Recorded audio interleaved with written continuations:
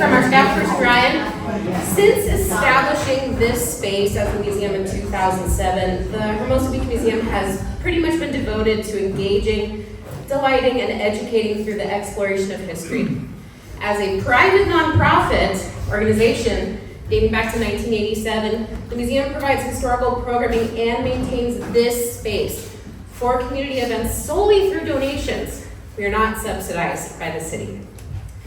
If you can, please consider donating to the museum or becoming an annual donor to help support us in conserving items in the collections, producing this historical programming, and hosting events. Another way you can do that is to come back again for another fun event. So coming up, we have the Wonder of Birds, Thursday, June 26th, 6 to 8. So this is actually going to be a free admission program, and it's with local birding expert Bob Shanman. If you guys are local bird people, you might have joined him for a walk in the area. So he's going to be presenting on birds around the world, including local gulls, pelicans, and even parrots. You know what, my mom and husband are huge bird fans, so I'm going to stay home with my baby so that they can come. I think it'll be good though. All right, and our huge annual fundraising event is coming up in August. So it's the 9th annual Hermosa Beach Museum Gala on August 16th. Yes. Yay. This is one of the most fun community parties you can come to because there's a little bit of everything there. And this is our main event that helps us hit our budget for the year. So it's at St. Cross, so you can walk home because there will be drinks. Please get your tickets now because early bird pricing is going to be at last year's price. If you wait too long, the price is going to go up. So I recommend if you know you're going to come, if this date is on your calendar, get your tickets now. If anyone here is interested in sponsoring or having your business sponsored, please give me a shout out. I'm happy to give you that information. Did I get everything, guys? Yes. Okay, beautiful. So my name is Jamie Erickson. I'm the director and curator here at the museum, and ordinarily our fantastic event and program manager, Ryan Bassford, would be up on the microphone here tonight, but I actually snagged it because I wanted to give a huge thanks to Ryan for the amazing programming he's been doing here at the museum.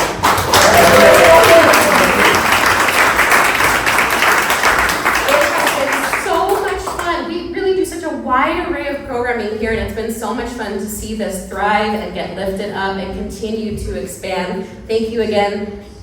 You're the best. Yeah. And then I also wanted to introduce Mark because Mark has been on the board of directors here for quite some time. And I think you are actually the only board member that doesn't live in Hermosa Beach. It's okay. Thank you. It is okay, right? So Mark has been so supportive to this organization for so many years, and it is really tremendous what he has done here. Mark is the kind of person that will reach into his pocket to help fund a project. He will show up and put nails into the wall to hang something up. He will sweat for this place, and he will do amazing research on these fantastic topics. So Mark is just one of my favorite people here, and I really want to commend him on the work that he's done for this program here today. So with that being said, I'm going to go ahead and hand it over because he has got some oh my gosh, the video clips are fantastic. So I think you guys are going to enjoy it.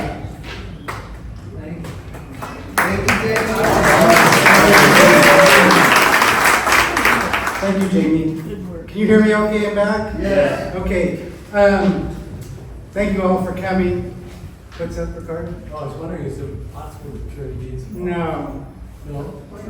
because it'll turn off everything, Okay. including me and my presentation. Sorry. Yeah, thanks for coming. I've been wanting to put this presentation together for several years. My wife over there can attest to that. And I had a 45-year career in local aviation. I have a pilot's license with instrument rating. I have an airplane mechanic license. I work for Northrop, Douglas, BE Aerospace, Grimes Aerospace, and Teleline Control. So my whole career was based around aviation. And I grew up in El Segundo, so I wanted to kind of dig into how did all this start here. This picture here in the background If you know where Bullock's Wilshire is, this is a mural on Bullock's Wilshire that I found. It kind of encapsulates where I'm going to start this presentation around 1910. Mark, could you put the mic a little closer? Okay, is that better? Okay. So what I'd like to do right now is a little exercise. How many of you have family or friends who have worked in aerospace locally? So, and keep your hand up if you yourself worked in aerospace. So we have quite a few, yeah. So arguably the largest and most influential employer in the South Bay has been the aviation aerospace industry. It started back a long time ago, around 1910. The weather in Southern California benefited aviation and movie production. So back in the teens and 20s, that's when we had aviation and the movie industry kind of growing together in Southern California. Early aviation was popular, exciting, but very dangerous, and the aircraft were very experimental for like the first, let's say, 20 years. Dangerous. Two men were the premier pioneers. You've probably heard their names: Glenn Martin, and Loghead, which became the Lockheed Corporation. And then three men who worked for them also became aircraft manufacturers themselves. Douglas Aircraft was Donald Douglas, Northrop, Jack Northrop, and Kindleberger, a guy named Dutch Kindleberger. Does that sound familiar to anyone here? No? Okay. Mustang designer. Exactly. He was the president of GM of North American Aviation at the early time. And then there were other major events through the decades that influenced the local growth. We didn't have an airport here back in 1910, so the Los Angeles airport grew, and that helped influence the aviation growth and aerospace growth in the area. Pre-World War II, airplane production was minimal. So again, it was very experimental. There really wasn't a market. You didn't have airlines. The military hadn't adopted aircraft yet. So the early pioneers were developing aircraft, looking for a market. It really wasn't there for several years until World War II. And then all those 30 years of experimenting, or 25 years of experimenting they had done since 1910 paid off finally with a market. Unfortunately, it had to be fueled by a war, but that's what really grew the aviation and aerospace industry in the area. So I'm going to do the presentation from the earliest days up through until the end of World War II. And then after World War II, the whole industry explodes, and it's just too much to try to cover. There's going to be a lot to cover what I have. But this legacy that was established back in 1910 is what created and evolved into the largest aerospace companies we have today. One of the first major events was in 1910. We had an international air show over what is Cal State Dominguez. About 500,000 people were living in LA County at the time, and over half of them came to attend this aviation event. And this is the kind of aircraft that were being flown. So you had propellers in the front, you had propellers behind, you had balloons, you had dirigibles. These were all very experimental, very flimsy, very dangerous aircraft to be flying. And very exciting for the public, because no one had ever seen anybody flying up until this time. At the same time, we had over in Plano Bay, I don't know if you've heard, if you know this, we had a motor drome over there. It was the first wood track in the USA for auto racing. And this is at a time also to keep things in perspective, when only less than 0.5% of the Americans owned an automobile. So going to a motor drome to see cars racing was very exciting. And at the same time, they built a hangar over near the motor drome where Glenn Curtiss, who was an early aviation pioneer, kept and tested seaplanes there. Sorry, I know you don't want to be interrupted. No, it's fine. Are there any remnants of that left? I think if you do like a Google Earth, you might see a little bit of the ring north of Culver Boulevard, but not much. No, there really aren't any remnants, no. So in 1912, pretty young silent screen star, starred in a movie called Dash Through the Clouds. And her name was Mabel Normand. It was a Max Sennett Keystone slapstick comedy, but they filmed it near the Motordrome at the Viona wetlands and the creek over there, Viona Creek. And it was the first theater movie with an airplane flying. When I start the clip, and I'm going to apologize in advance because I'm not really that good at embedding clips and I have to flip around a little bit here. But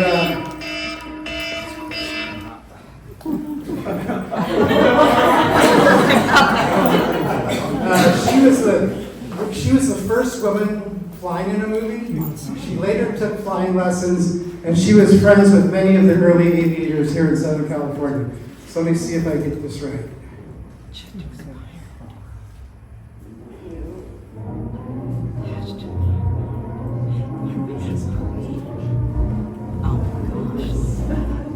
So this guy's getting chased. This is a slapstick comedy. There's the motor dome in the background, that big round structure that you just saw. And now they're taking off to the west towards the Pacific Ocean.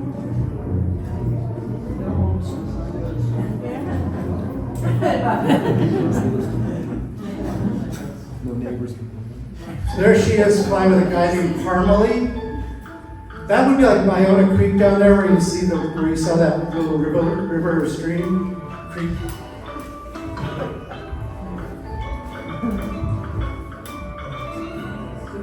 And here they come in for the rescue.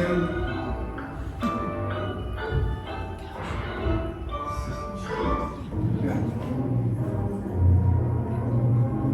So that was the first clip of a woman flying, first clip of a woman, or an airplane flying in a movie.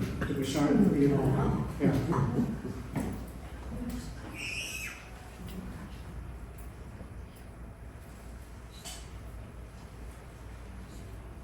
Now I'm going to show you another clip because these early pioneers, again, they were looking for a market, they were looking for a way to make money. So they did a lot of this barnstorming stuff where they would go to the places around the country and they'd have races. And in this case, we have a famous guy named Lincoln Beachy.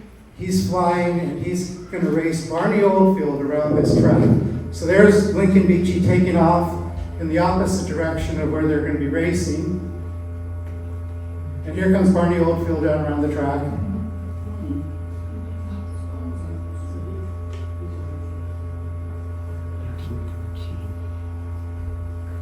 And here comes the plane to race.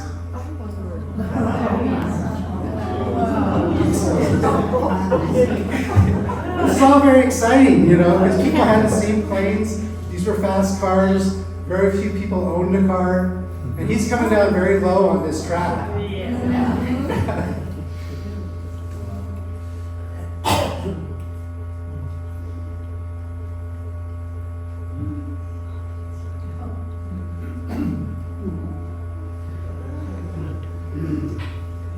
So this is the context of what I want to show you as far as what was going on, how experimental these aircraft were, and they were pioneers, they were daredevils.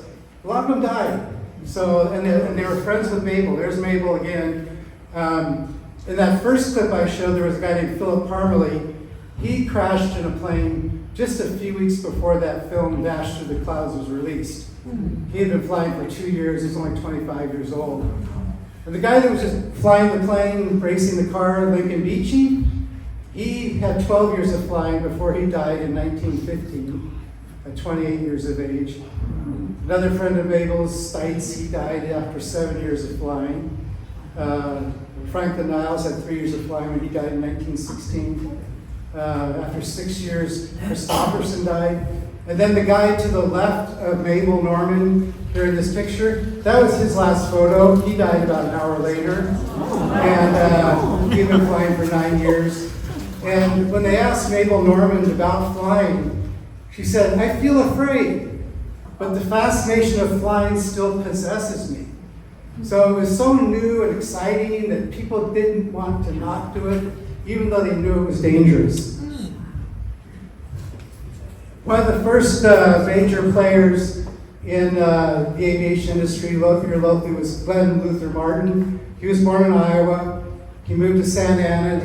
He sold cars with his dad. He built his own airplane in a church down in Santa Ana and did demonstration flights. And in 1911, he was the first person in the USA to get an international pilot's license. And that's what he built.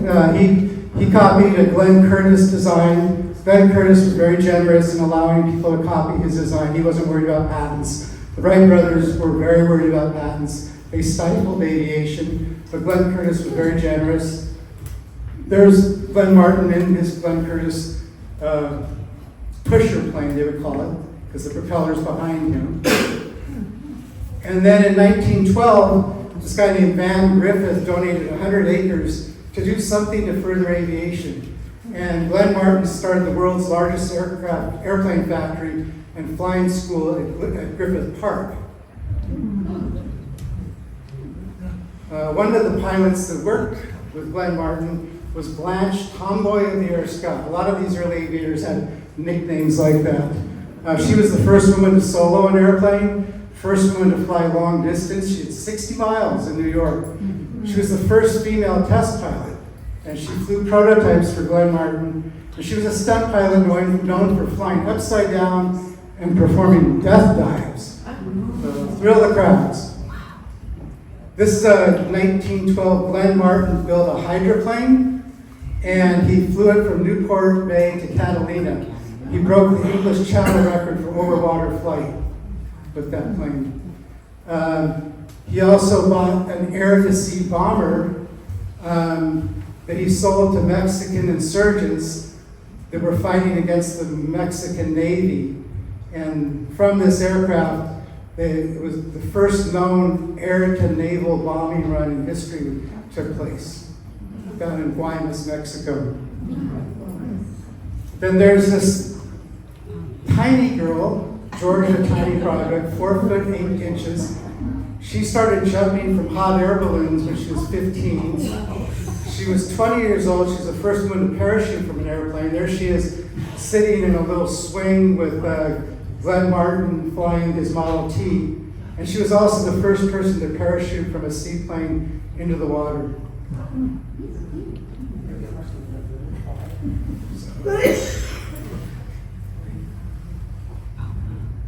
She also been in the parachute ripcord. So here's little tiny Broderick going to talk about her early days. Mrs. Broderick, how long ago was it you made your first parachute jump? I made my first parachute drop from a hot air balloon in 1908. Well, now, they did have airplanes at that time. Why did you jump from balloons?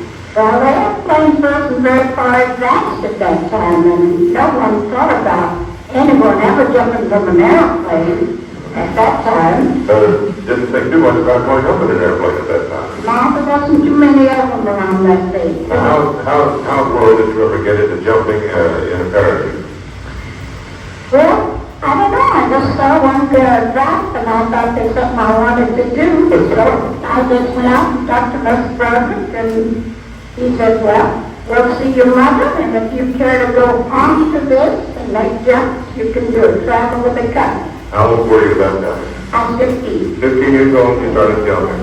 Well, now, what did that work into after you had done your hot air balloon jump? Then you worked into airplanes later on, didn't you? Yes, we worked at the airplanes. We went into that in 1913. And I worked with Glenn Martin, and worked out at Griffith Park in Los Angeles. And that was the start of parachute work from airplanes. And So, she's the one.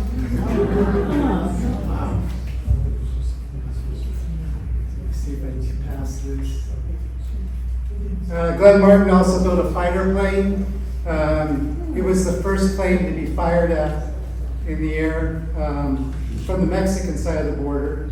There was a civil war in Mexico involving Pancho Villa, and there was one of our planes out on the border that got shot at.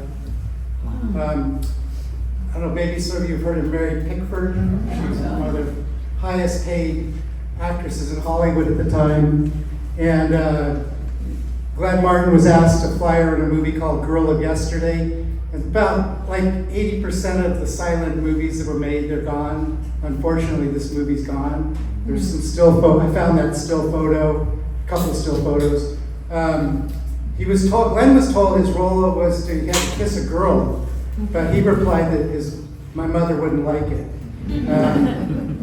He never did marry. He lived with his mom until his death, and he was a very adventurous guy. But at the same time, I think it's probably not politically correct to say it, but he was kind of a mama's boy, I think. He invented this Model S hydroplane. Was designed by Donald Douglas, who we'll talk about later. Douglas Aircraft was the chief engineer, and it was flown and set records.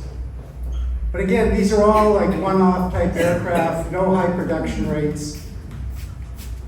Here's trying to create a market, trying to justify using a plane to carry a motorcycle. Compared to this, this was new to me when I saw this.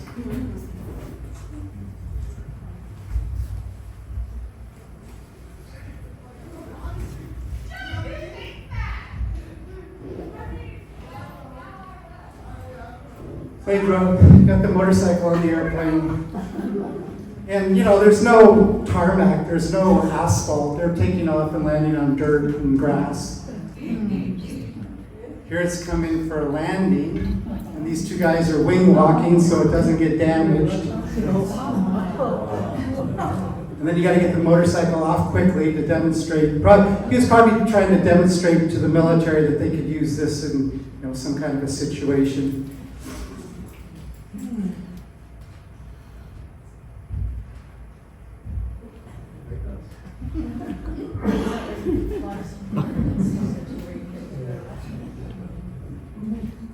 And there it is going back on.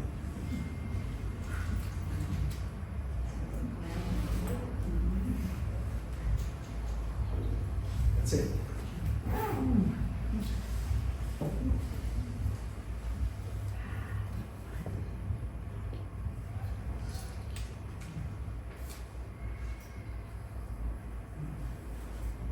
So Glenn Martin taught William Boeing aircraft how to fly at Griffith Park, and Boeing bought a hydroplane from Glenn Martin and shipped it up to Seattle, and of course that's now Boeing Airplane Company.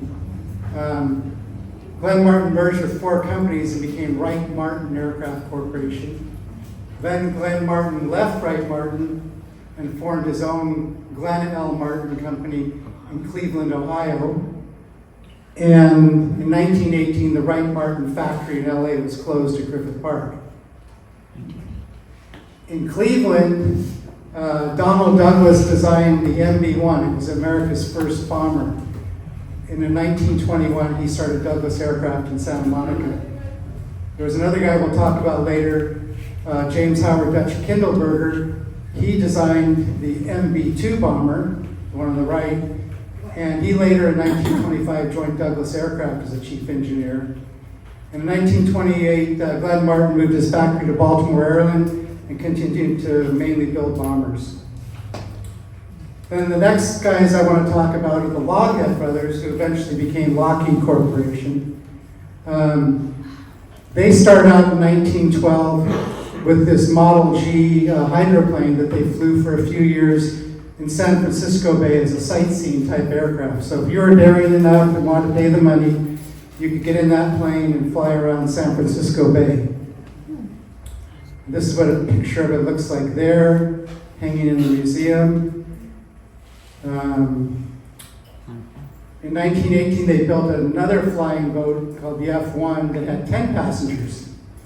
And a 20-year-old Jack Northrop Corporation, assisted. He later joined Douglas Aircraft and then formed his own company, Northrop. We'll talk about that more. This plane set speed and distance records. But in 1918, World War I was ending. So again, really no market, and the US Navy was uninterested in purchasing it. That's what it looks like there. There's a short clip. I'll try and see if it works. There's a model of the F-1. So that's what it would have looked like, you know, full scale. Maybe.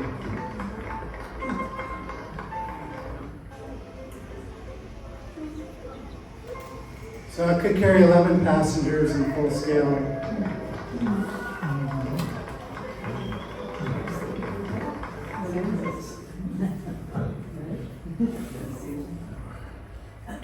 Was that one full scale? That's like probably a few foot wingspan.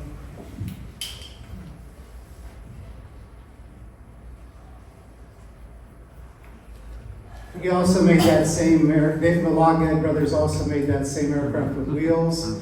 They wanted to market it to the U.S. military. So we didn't have a U.S. Air Force. You know, you probably heard of the Army Air Corps. That wasn't in existence yet. When he was trying to sell this, the aviation had a signal corps from 1914 to 18, and they had a division of military aeronautics in 1918, but no Army Air Corps or U.S. Air Force. In World War I, some U.S. pilots went over and flew fighter aircraft in World War I, but they were all European made, principally French. There were no U.S. made military fighter aircraft in Europe during World War I. Great Britain, France, and Germany dominated manufacturing in World War I. About 1919 to 1920, we had Sidney Chaplin started an airline. He was the half-brother to Charlie Chaplin. It was the first airline in California, the second in the USA. It was a 3-seat Curtis Seagull flying boat, and they flew from San Pedro to Catalina Island. You got a certificate if you flew in it. In 1919, Lockheed S-1 sport plane, designed by Jack Northrop, later Jack Northrop Corporation. It was a 2-seat plane, but none were sold because there were surplus aircraft from World War I. And in 1920, Lockheed aircraft manufacturing ceased to exist. Then in 1926, the Lockheed Aircraft Corporation was formed in Hollywood. And Jack Northrop was working there again, and he designed this aircraft that became very famous called the Vega. It was made out of plywood. The body was made out of plywood. There's the first one near completion in Hollywood. And it was a very successful aircraft. The Vega production was moved to Burbank, and Jack Northrop left Lockheed in 1928. The first non-stop transcontinental flight and speed record was made in a Vega. The first Arctic crossing in an airplane was made in a Vega, and also the Vega was in later Antarctic explorations. Alan Locke had sold his Lockheed stock in 1929, so he left the corporation forever. In 1929, there were national air races in Cleveland. Vegas won every speed record at that air race. And in 1932, Lockheed was bought by investors. But after 32, Northrop and Lockheed didn't have any more involvement. This is Amelia Earhart. She called her Vega the Little Red Bus. In 1932, she flew this Vega solo across the Atlantic, and she flew it nonstop across the United States, and it was, both of those feats were first for a woman. In 1927, Maddox Airlines started, and that's their office in downtown LA. You can see that Art Deco design. It was the first airline at Mines Field. So Mines Field is basically east of Sepulveda, between Sepulveda and Aviation, off of Imperial Highway, north of Imperial Highway. That's kind of like where a lot of cargo airlines have their aircraft now. This picture up here, you can see looking north, there's City Hall off in the distance. And then all these white buildings coming along here would be the Wilshire Boulevard Miracle Mile, where that mural, that picture I had at the beginning of the presentation, Bullock's Wilshire is up in that area here. But these are the 4 tri-motors that Maddox Airlines started with in 1927. Their inaugural flight was from San Diego to, from San Diego to Minesfield with 12 passengers, including Charles Lindbergh, who was the guy that flew solo across the Atlantic, and Roy Rogers, the cowboy, whose home we unfortunately lost in the Palisades fire. Yeah. No, wait. No, it's not. I don't have a typo here. I might have a typo. Roy Rogers was the cowboy, right? I think I meant to type Will Rogers here. I'm not sure. Yeah, Will Rogers died in Alaska. With Wiley Post. With Wiley Post. And they were in a Vega, weren't they? They were in a Vega that had big fuel tanks, and they took off and done. So I think this should say Will Rogers instead of Roy Rogers. Me bad. This is the 1928 National Air Race at Mines Field. And you see all this diagonal stuff here? These are cars parked. This would kind of be about Century Boulevard running this way, and this is Aviation Boulevard running this way. It was a financial success. Over 223 firms exhibited at the exposition. There were more than 5,000 takeoff and landings, with only 2 accidents. Paid attendance of more than 200,000 people came for 9 days. It was ideal flying weather.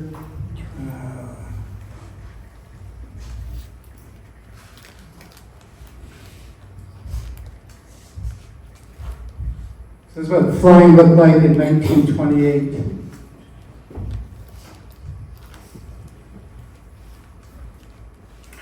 This is called an autogyro. It's a Spanish guy, Severa. He designed and built this.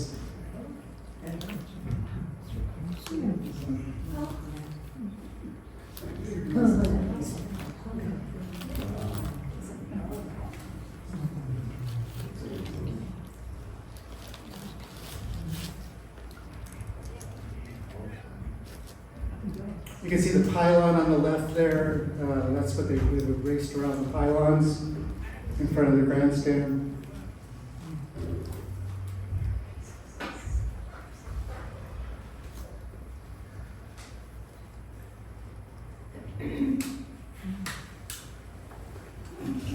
So in 1927, this guy Moreland, he wanted to build airplanes. Mines Field was dedicated in October of 1928. A guy named Edward Heinemann, who became chief engineer for Moreland Aircraft. He later worked at Douglas Aircraft, was an influential designer there. In 1929, they broke ground on the first aircraft manufacturing plant in the South Bay. It was across Imperial Highway from Mines Field. He had ambitious manufacturing plans. They completed their first aircraft, the M1, but only 4 were built. So that's the first airplane factory in the South Bay, called Moreland Aircraft. That's Imperial Highway going east. Yeah. And that building got used over time by different people. This is what they call hangar number 1, which is still there off of Imperial Highway between Sepulveda and Aviation, about halfway. If you look to the left, when you're driving down Imperial, or when you're landing, if you're on the left side of the aircraft, you can see hangar number 1 still there. I think it's being used by one of the cargo operators, but it's I'm pretty sure it's a registered historic landmark, so it's not going to be torn down. But, you know, there weren't that many airplanes around, so it's a good place to graze sheep, too. There's an aerial view. So we talked about the air races earlier. This would be the parking areas for the planes. This would be the grandstands. This is Mines Field in 1929. They've got a runway now. This is the hangar number 1 that we were just looking at. This is where the Moreland factory was, the first airplane factory. Here's Sepulveda, here's Imperial. And all this area around here is just like wide open fields in 1929. So this is a little segue, but important, I think, to talk about was Zeppelin travel. From 1928 to 37, the Germans operated a couple Zeppelins. You've all heard of the Hindenburg disaster, but before the Hindenburg, there was a plane called the Graf Zeppelin, a little shorter, not much. And they made transatlantic flights from Germany to the Americas in about 3 days, which was twice as fast as the ocean liners. So there was no commercial aircraft flying across the Atlantic. So you either hopped on an ocean liner, or if you're really wealthy, you can fly in a dirigible, a Zeppelin, and make the crossing. And because the Zeppelins were popular, buildings were actually designed with the possibility of being moorings for Zeppelins, if you can imagine that. So if you go to LA City Hall here on the left, that's actually like a terminal at the very top up here. And of course it never happened. But there is some footage of getting on a Zeppelin.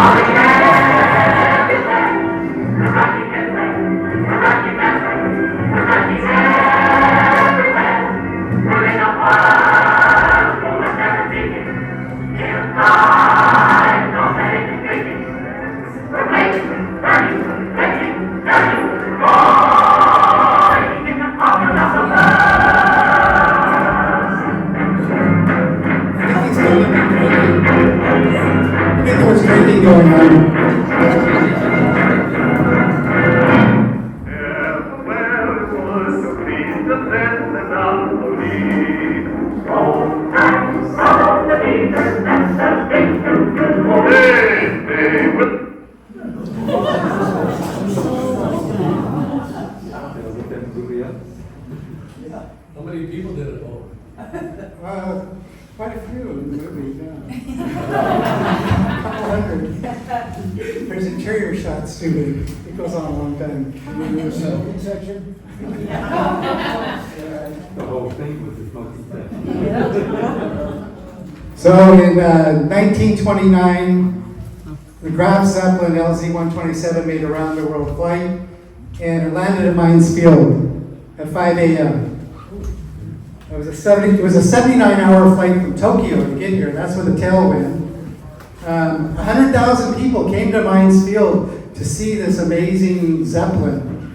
Maddox Airlines escorted the Graf Zeppelin to its landing, but there was an inversion layer over at LAX, or I say Mines Field, and they had to release hydrogen to actually get the Zeppelin to land on the ground.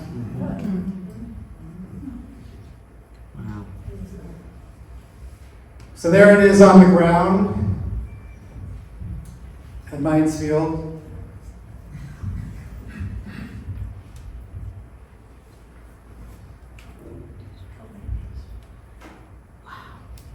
Any of these photos or movies that are in color right now have been colorized.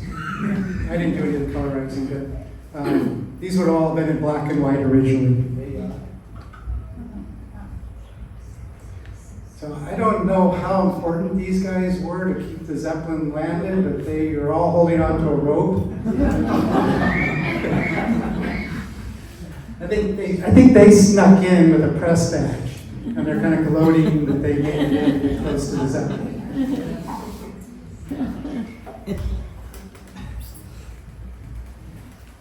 That's a propeller and kind of a little capsule. I think that some operator would have sat in. And that would have been where your wealthy first-class passengers would have a view of their travels and eat their dinners. There's a little ladder going down that thing hung off the side with a propeller on it.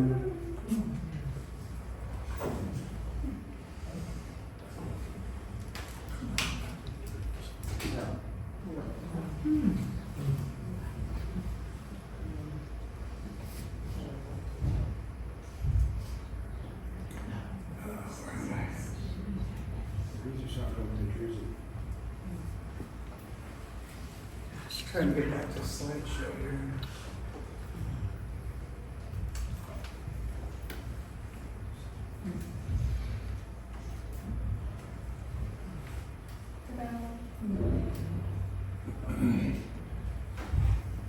Okay, so at midnight on the 27th, they went to take off.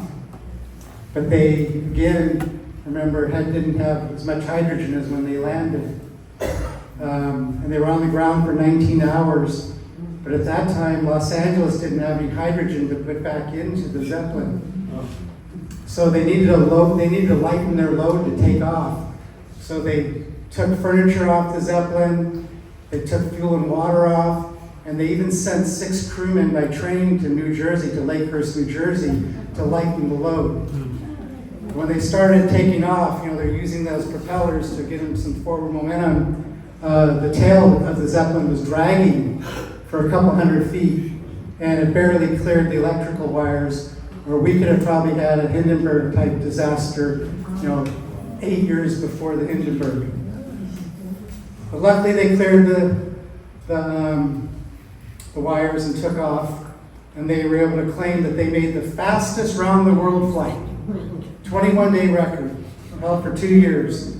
And they departed from Lakehurst, New Jersey, and that's where they ended up back at Lakehurst, New Jersey.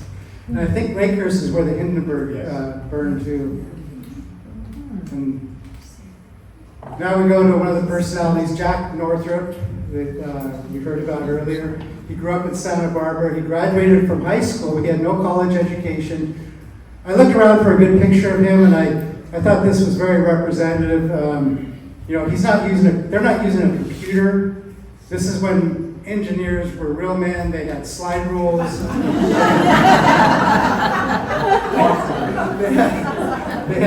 They had pocket protectors. And here he is using like his round slide rule. So that probably put him a step above everybody else, I'm sure.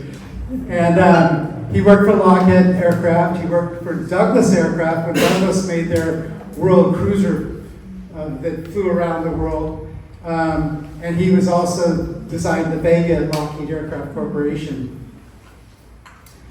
Here in 1928, look how quickly he kind of changed the design of aircraft. He went to an aluminum fuselage, barely has any tail boom. So this is kind of like one of the early examples of his flying wing vision. But this was designed in 1928 at a company that he founded called Aviation Corporation in Burbank. And then he started the Northrop Aircraft Corporation. He designed this aircraft called the Alpha. Only 17 were built. What's our time like? There's an Alpha flying.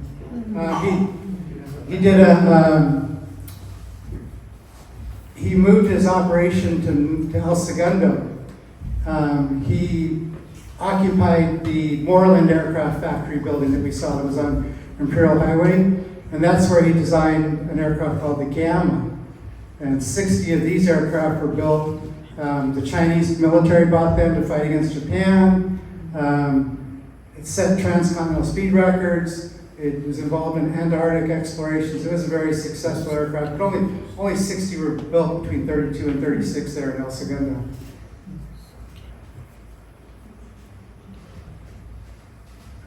In 33, we had national air races.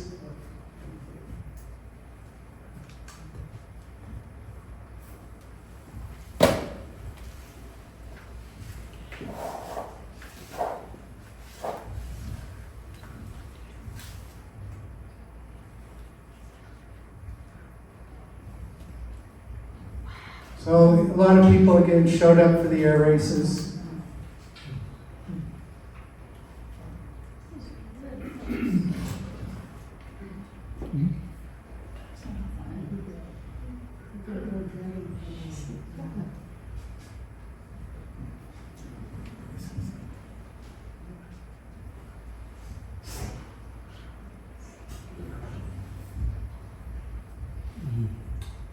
I think they're still landing on dirt. They don't have tarmac yet, or a runway. It's just a dirt strip to land on.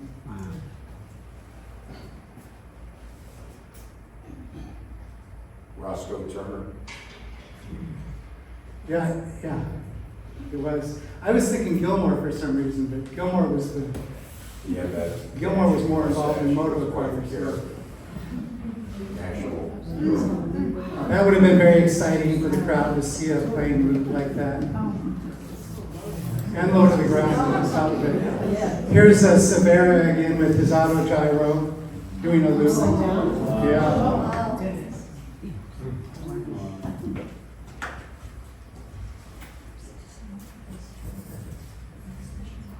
So, a lot of people came out to watch these shows. This was all very exciting, very new. Planes had gotten sturdier.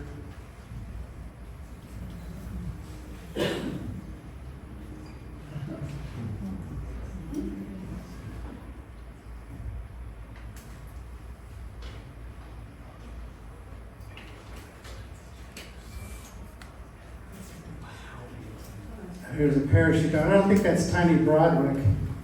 She didn't land in crowds like that.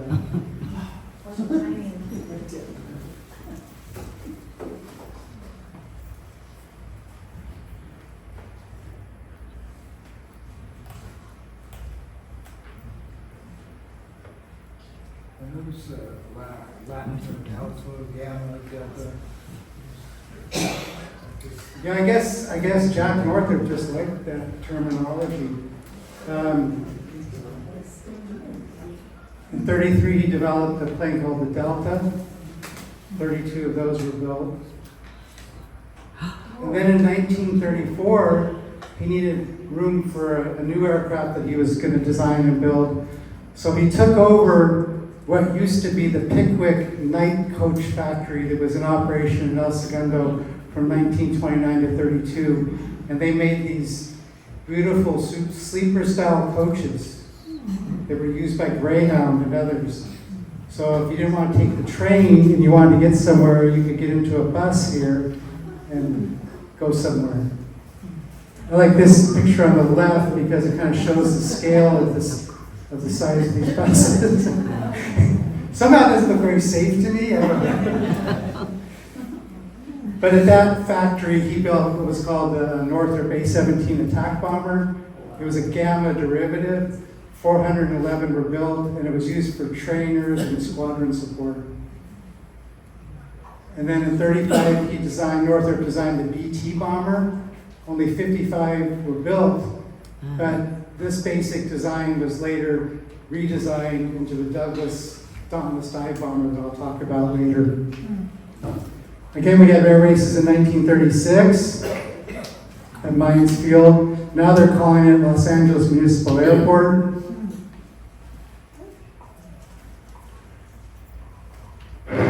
The U.S. national air races are on. While the crowds wait for the leaders to come in sight, the daredevils put up the sort of show that amuses Mr. and Mrs. Douglas Fairbanks.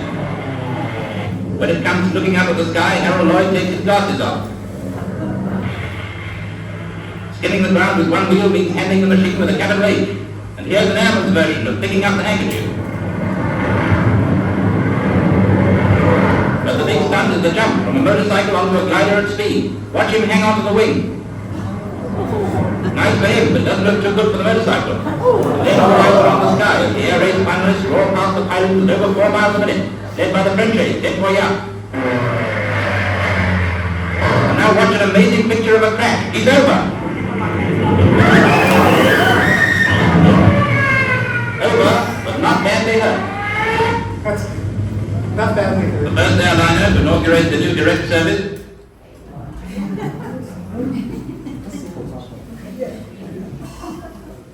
That plane kind of disintegrated.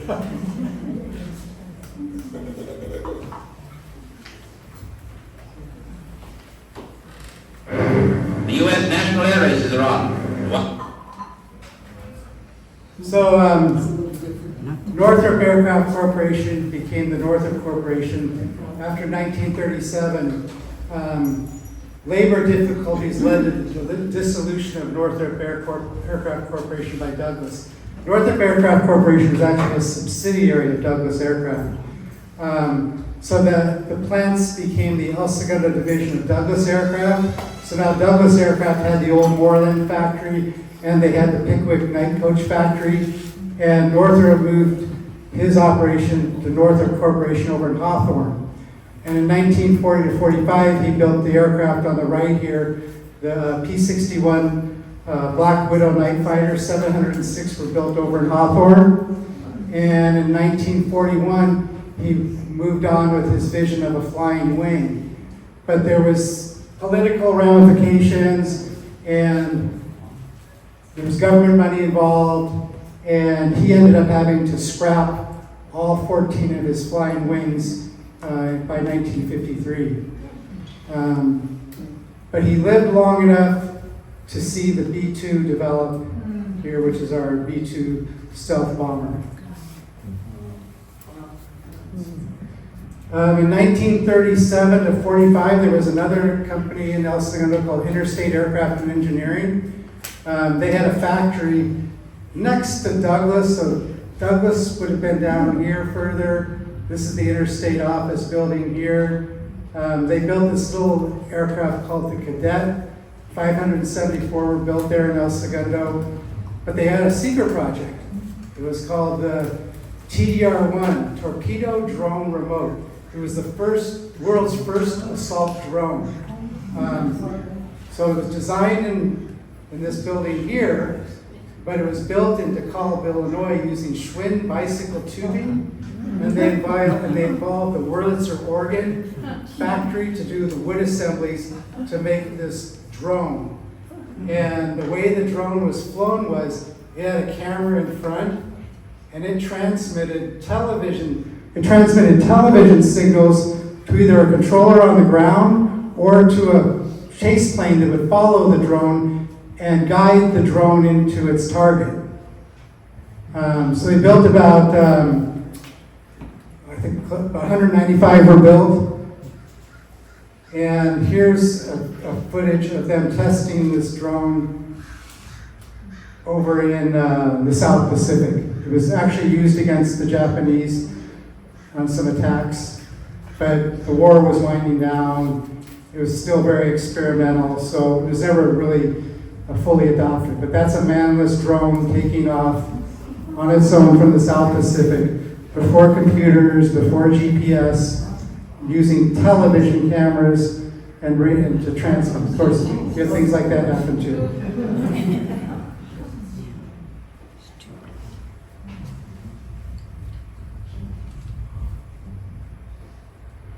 So now we move on to Donald Willis Douglas Sr.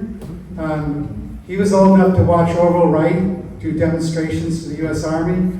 He graduated from MIT with an aeronautical engineering degree, and he worked, his first job was at a company called Connecticut Aircraft Company, designing U.S. Navy dirigibles.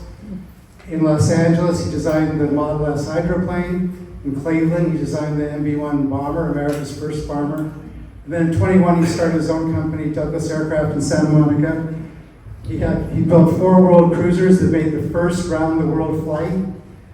And then he started building some commercial airplanes, DC-1s, DC-2s, and DC-3s, of which over 16,000 were built, mainly in Long Beach and Oklahoma City and some foreign manufacturing.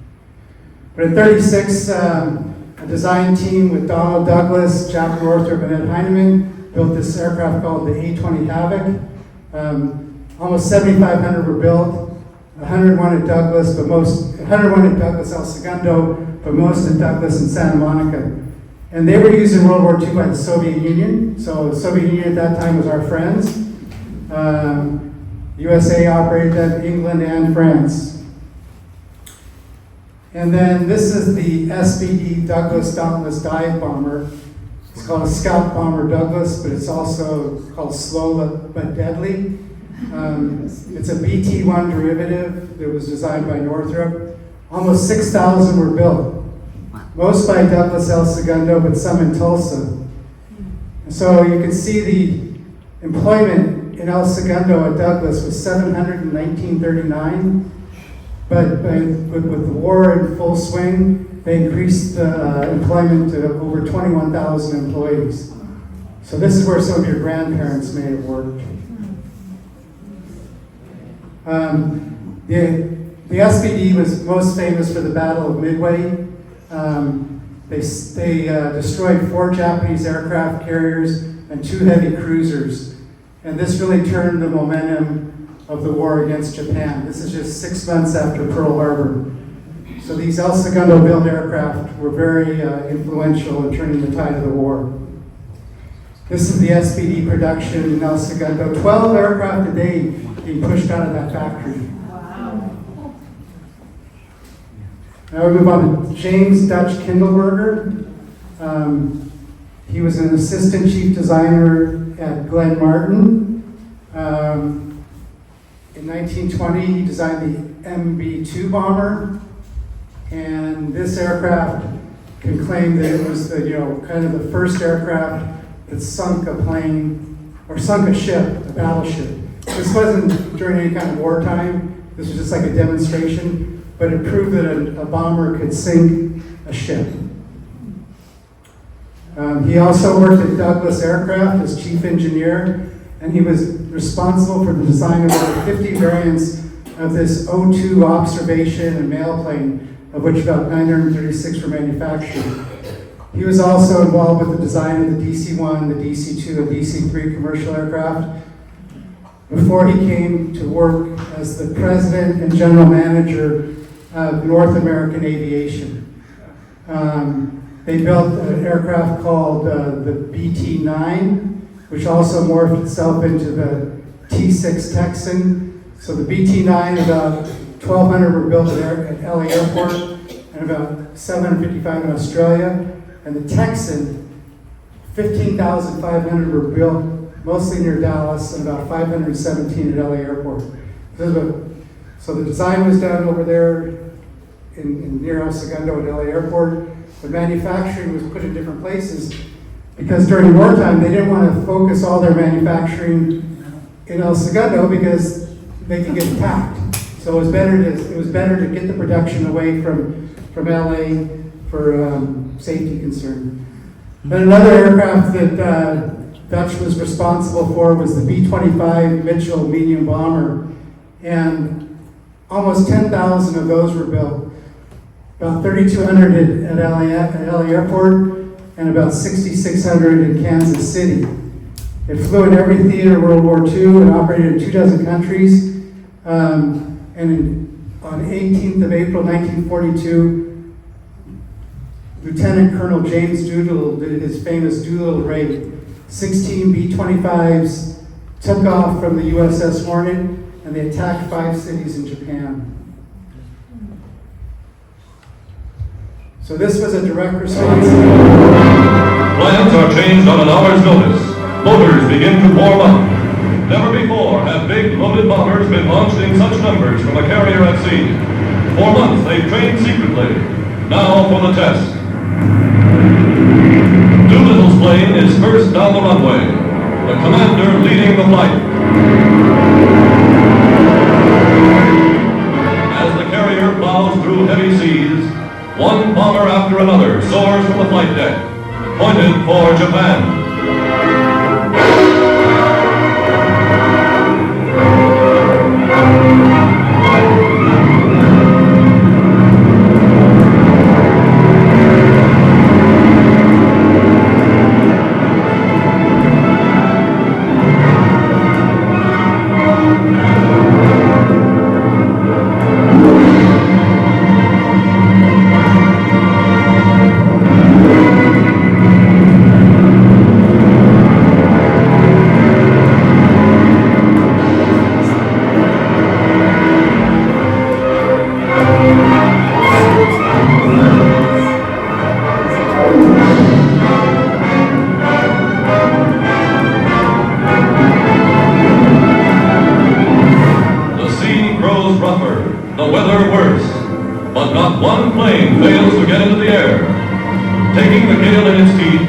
Each bomber sets its course for carefully prearranged military objectives in Japan. A course that will put them over Tokyo at high noon in broad daylight.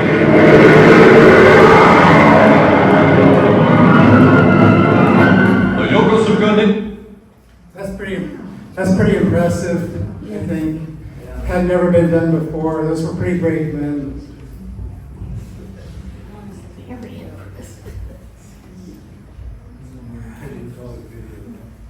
One of these days I'll figure this out. No. Actually, they ended up being detected. So they took off earlier than they were supposed to. And after they bombed Japan, then they ditched their planes throughout China.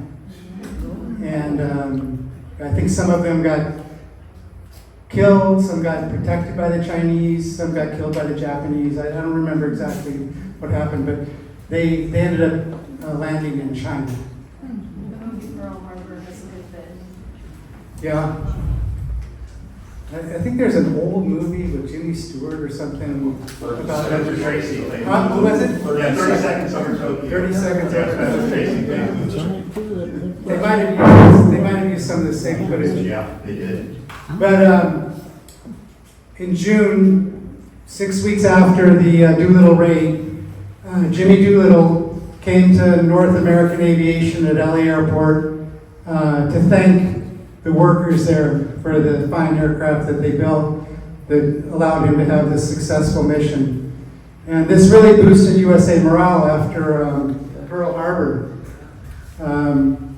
So there's a crowd there at LA Airport listening to Jimmy Doolittle talk.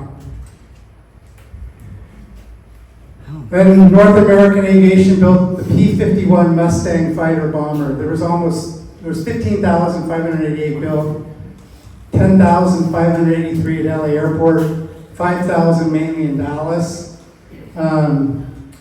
They escorted U.S. bombers that were going to bomb Germany. They crippled the German Luftwaffe.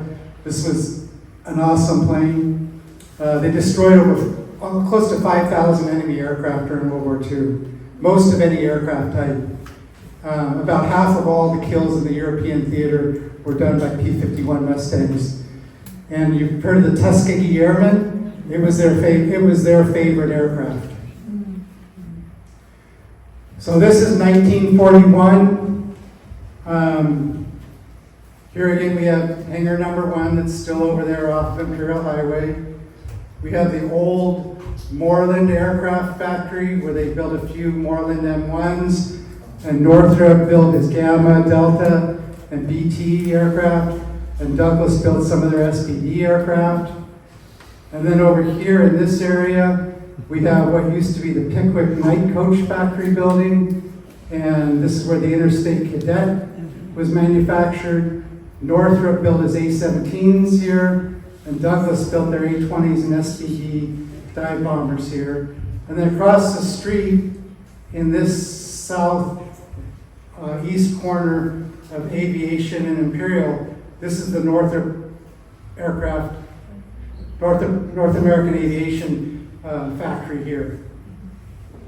And that's where they built the T-6 trainer, the B-25 bomber, and the P-51 Mustangs. Again, a lot of wide open land in 1941. So that's where I take us up to in this airplane manufacturing. And now we briefly talk about what happened after World War II. So here's a slide that shows aircraft production during World War II by all the different countries. You can see USA produced a lot of aircraft, about 300,000. And then post-World War II, just aircraft production just plummeted, but the USA in blue pretty much maintained dominance in aircraft production up until today.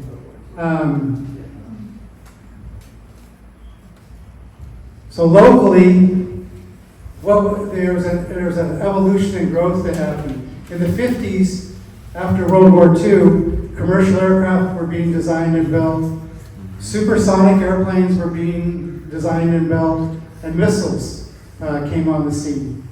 And then in the 60s and 70s, we had the space race and the man on the moon mission. The 1980s, we got Reaganomics came in and benefited the South Bay to end the Cold War.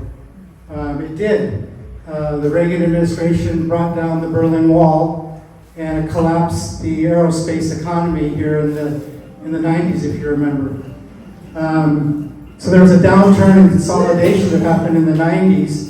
And in the 2000s, there's been a resurgence in satellites and space. This is going back again to the personalities: Glenn Martin, Alan Lockhead, Donald Douglas, Jack Northrop, Dutch Kindleberger. It's a little bit of a timeline. You can see how these different people kind of worked for each other and kind of grew this industry. So in regards to growth and consolidation, in 1960, the Aerospace Corporation was founded. It's still there. Does a lot of spook projects, a lot of secret clearances going on there, and works a lot with the other aerospace companies in the area. It's kind of the project manager for a lot of activity. Northrop Grumman was established in 1994, and it consolidated Northrop Corporation and TRW. TRW was an offshoot of it was started by people that had worked for Hughes after World War II. Lockheed Martin was a consolidation of the Glenn Martin Company and the Lockheed Company. And then Boeing, which is now headquartered in Crystal City, Virginia, absorbed North American Aviation. They're the ones that built the B-25 and B-51.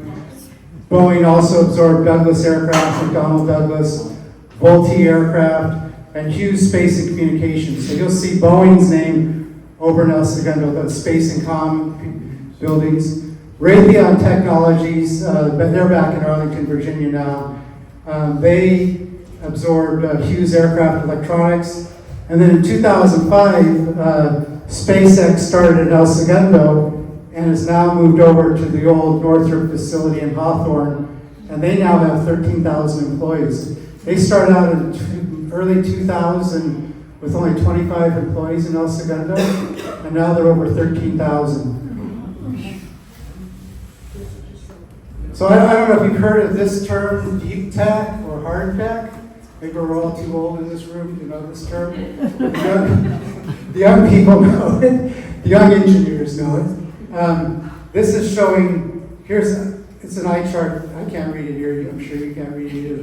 This is all El Segundo companies that are doing aerospace-related activity. Redondo Beach, Hawthorne, Culver City, Torrance, Carson, Long Beach. This corner of the world is still the greatest concentration of aerospace in the world.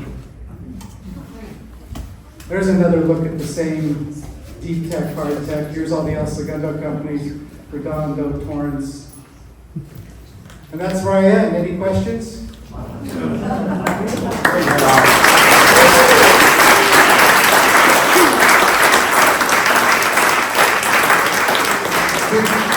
Did you learn anything new today? Any questions? There's got to be a question.